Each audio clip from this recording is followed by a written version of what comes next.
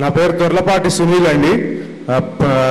పాత సినిమాల్లో గత చిత్రాలు ప్రముఖ సినీ నటులు చుండి నాగభూషణం గారు అంటే రక్త కన్నీరు నాగభూషణం గారు అంటారు. ఆయన మనవణ్ణి నేను ఆయన మనవణ్ణి అండి. నాకొక విషయం మీద స్పష్టత కావాలి ఈరోజు మీ దగ్గర నుంచి.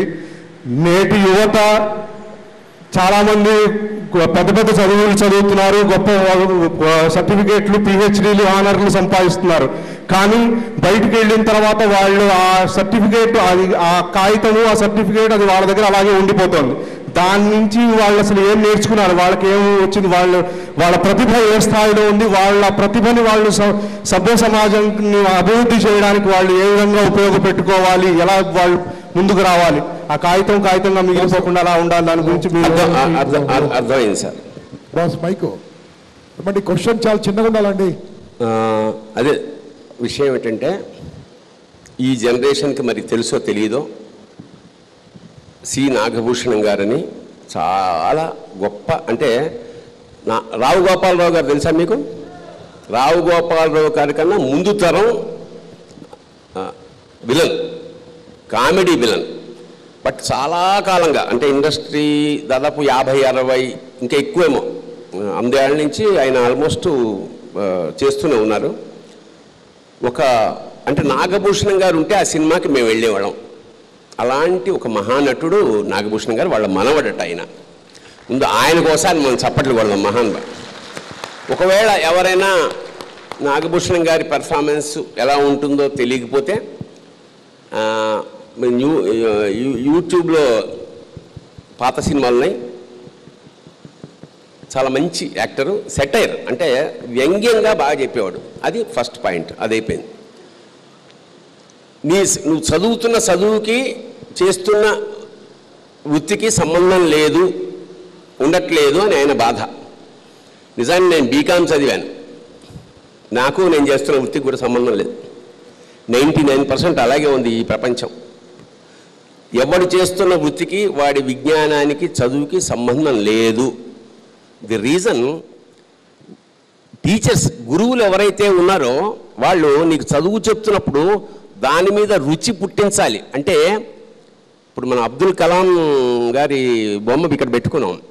చిన్నప్పుడు ఆయన ఫ్లైట్ ఇలా ఎగురుతుంటే ఆశ్చర్యంగా చూసి ఎప్పటికైనా అలా ఎగరాలనుకున్నాడు, ఎగిరించాలనుకున్నాడు, ఎగిరించాడు.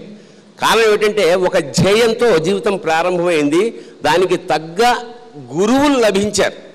అంచేత మంచి గురువు ఉన్నప్పుడు ఖచ్చితంగా మంచి శిష్యుడు తయారవుతాడు.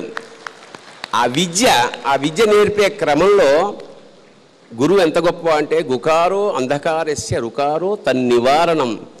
గురువు చేసే పని ఏమిటంటే మనలో ఉండే అంధకారం అంటే చీకటిని తీసేస్తాడు.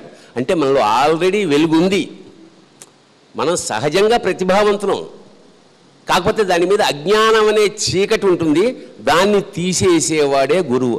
అలాంటి గురువులు లేకపోయే కారణం వల్లనే ఇవాళ ఇలా ఇంపాక్ట్ అనే ప్రోగ్రాంలు గంపా నాగేశ్వరరావు పెట్టాల్సి వస్తుంది. సార్ నమస్కారం సార్, నా పేరు సాంబా సాయి కుమార్ అండి. ఒక చిన్న స్టోరీ, ఇన్స్పైరింగ్ స్టోరీ మీరు చెప్పగలిగితే, మీ లైఫ్లో జరిగిన ఒక చిన్న ఇన్స్పైరింగ్ స్టోరీ చెప్పగలిగితే it will be inspired for everybody sir. అంటే ఇన్స్పైరింగ్ అంటే మీరు కష్టపడి ఇండస్ట్రీకి వచ్చి ఉంటారు, సో ఈ పొజిషన్లో ఉన్నారు ఈరోజు. So probably lot of stories ఉండుంటాయి, బట్ ఒక చిన్న స్టోరీ కనుక మాకు చెప్పగలిగితే that will be great help for us sir.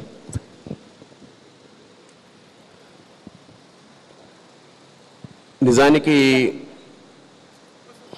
I'm from a middle class family, చాలా పెద్ద ఫ్యామిలీ.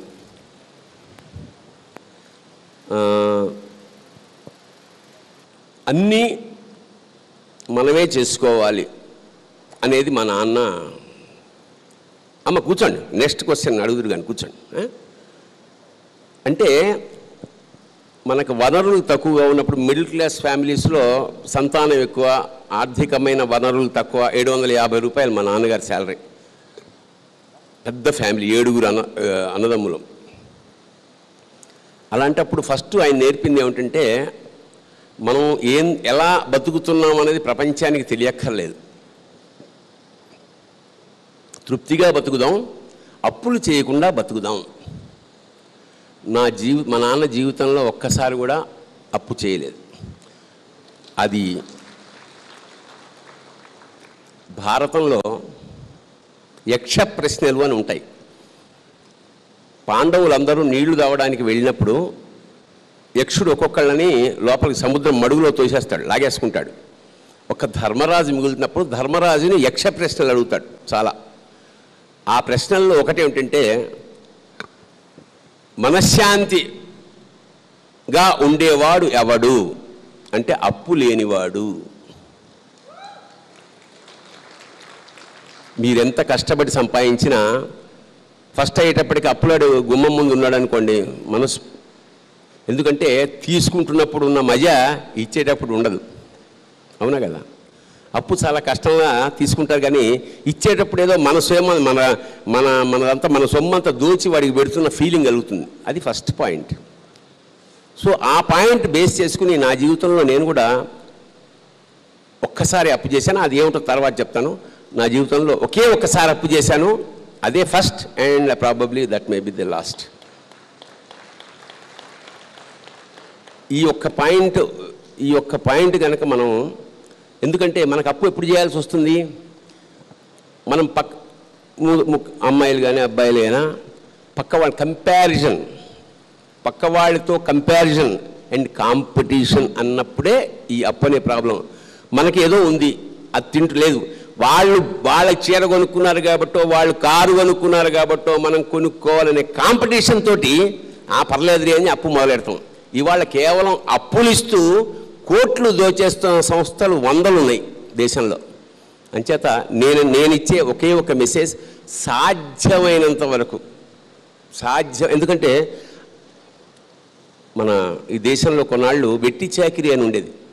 అంటే వాళ్ళ నాన్న 100 రూపాయలు తీసుకున్నందుకు జీవితాంతం వాళ్ళ ఇంట్లో సేవ, అదే దారుణంగా చాకిరీ చేసేవాళ్ళు. వెట్టి చాకిరీ కేవలం ఎప్పుడో తనకు అవసరం వచ్చి డబ్బు తీసుకున్న నేరానికి. అది రూపాలు మార్చి ఇవాళ వాయిదాల పద్ధతి, మనకి ఇన్స్టాల్మెంట్స్ ఇవాళ ఎవడైనా సరే ఏం కావాలన్నా సరే గుమ్మం ముందుకు వచ్చేస్తుంది. Is it not?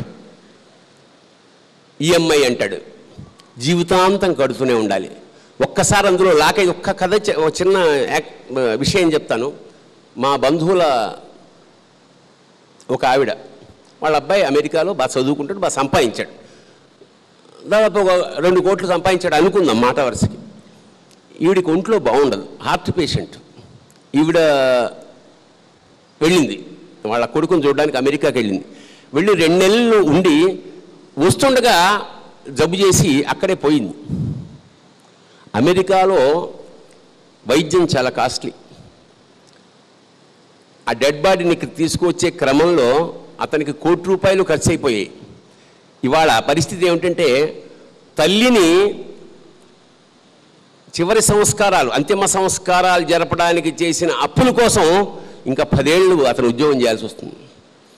Is only working for his mothers last rights చేసిన కారణంగా ఇంకా పనిచేస్తూ ఉన్నాడు. అంటే తను సంపాదించిన ప్రతి పైసా అప్పు తీర్చడానికే. సో జీవితాలు అప్పుల్లో పడి, అప్పు ఈజ్ ఈక్వల్ టు నిప్పు అనే దృష్టి గుర్తుపెట్టుకోండి సార్.